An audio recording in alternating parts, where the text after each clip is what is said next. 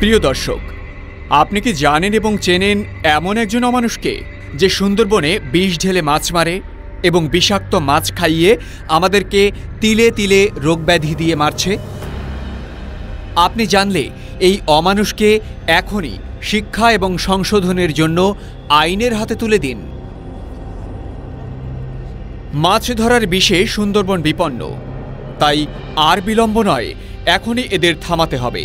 বাঁচাতে হবে আমাদের সুন্দরবন, বাঁচতে হবে আমাদের। সুন্দরবন না থাকলে আমরা বাঁচব না, তাই বাঁচতে হলে সুন্দরবন বাঁচান। প্রচারণাটি আপনার ভালো লাগলে শেয়ার করতে পারেন।